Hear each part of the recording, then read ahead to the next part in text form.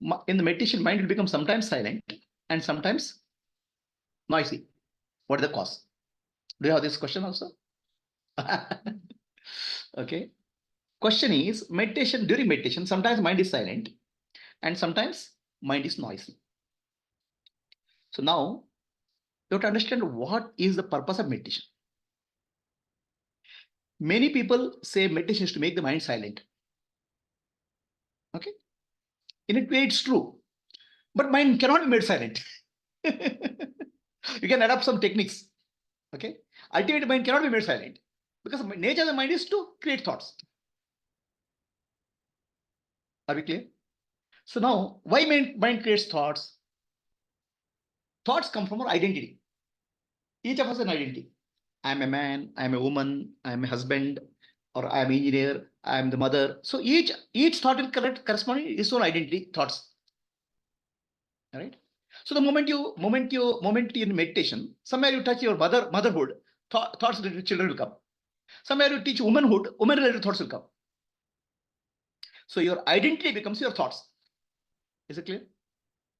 Can you live without identity? Can you have no identity? The no identity means individual. Right? Any individual has some identity because to function in the world, you need identity. Okay. But all of us have a common identity.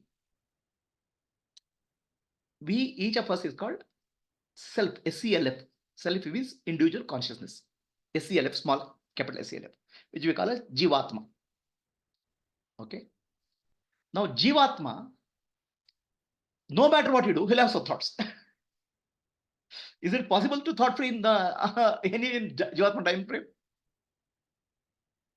One identity or other identity will pop up now. Understand? In meditation also, sometimes you'll make the mind silent by giving a technique. Observe the breath, observe the kundalini, or do something. Basically, you're diverting the attention. Understand? So now kundalini is rising. That means your attention is going to energy rise. The thought is there. Right? So the teaching of Vedanta, Sanatana Dharma, is Tattvam Asi. You are that. You means individual consciousness is one with universal consciousness. So the meditation is a journey to discover the truth called I am universal consciousness. Once you recognize your universal consciousness, your thoughts will reduce by itself. Understand? Otherwise, all efforts you are making is to divert the attention of the mind. Go this way, that way. Oh, I observe that here. I observe something here. So basically, you are trying to divert your attention so that temporarily mind will be calm. But the mind will really become calm when you discover the truth that you are one with the universal consciousness. You don't have to become one with the universal consciousness. You are already one with the consciousness. Understand? That only can reduce your thoughts. That only can make your mind silent. Until a point of time, you have an identity. I'm an individual trying to do meditation or trying to go to universal consciousness. From individual point of view, always some thoughts will be there. Only you can divert the thoughts in some way. Somebody will do breath observation, somebody will do energy observation, somebody will chant a mantra.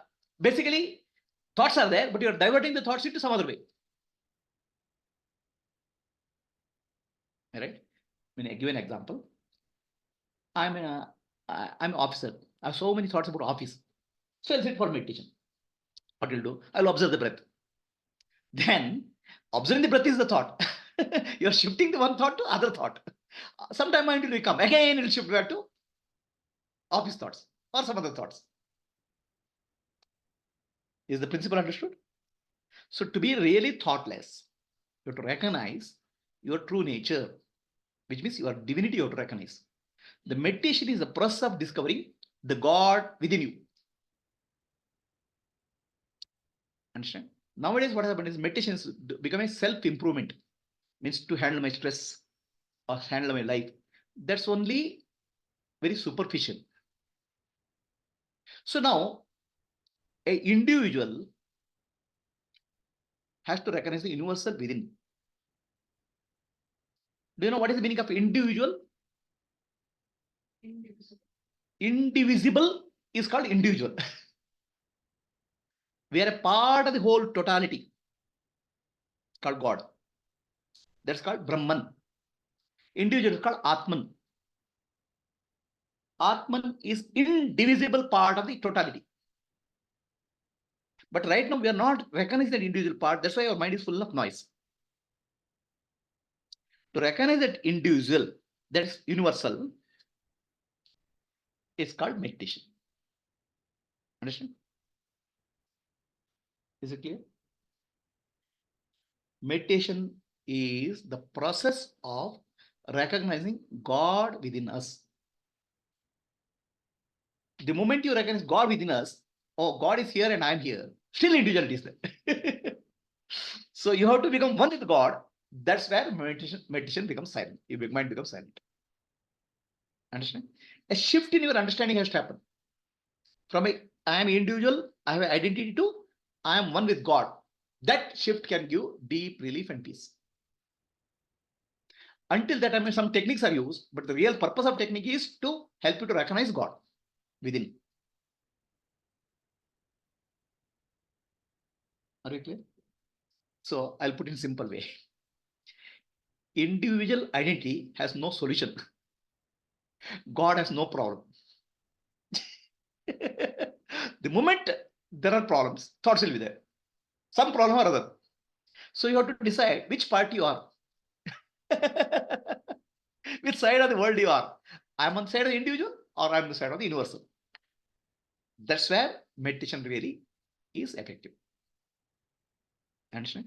The meditation as practice in the universally is to discover God.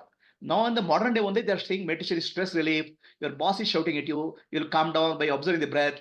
That's all a very false use of meditation or superficial use of meditation. Is it clear? So now indivisible, that means what cannot be divided is called individual. Divided from what? From the universal, God. Individual is like a wave. Okay. Can wave be separate from ocean? Wave can never be separate from ocean. But wave has an idea I'm separate from ocean. Right? Wave is called individual, but it is indivisible part of the ocean. Similarly, we are called individual, but we are indivisible part of the God or universal consciousness called Brahman. So can we discover that is called meditation. It's nothing to do with silencing the mind. Understand? Is it clear? So then the first question you said you cannot stop because the nature of the mind is to think. It's how it's designed. So what happens? So the nature of the mind is to think. Okay. So suddenly Your question is nature of the mind is think. You cannot stop the thoughts. You cannot stop the thoughts related to a particular identity. For example, you are a woman. Woman related thoughts will keep coming. Your identity, what your identity you are holding on. It's not nature of the mind to think. It's as long as identities are there. The nature of the mind is it will take identity and related to identity it will keep on generating some thoughts. Now the nature of the mind identity, it is recognizes I'm one with the universal. Thoughts will reduce naturally. Mind reflects the identity. The mind takes the identity first, and that identity related thoughts will come. Okay. So in meditation, people are trying to make the mind silent. A lot of force they use, breath obsession, energy, kundalini, mantra, whatever is that. But that's not the solution. The problem is identity. Now, what is your identity? Individual identity. Individual identity is causing thoughts. Okay. Now, the mind also can understand the real identity, which is Brahman or consciousness. So the mind thoughts will reduce naturally.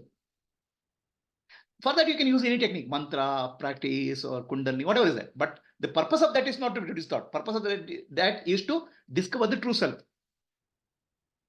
Jivatma, Paramatma, Ekatvam, called Tattvamasi. Are we clear? Okay. Anybody, any other question? Anybody's question? So the purpose of meditation is discovery of truth within. Okay. Silencing of the mind is byproduct. But if you byproduct itself you try, the truth is forgotten. Okay. Next. Does it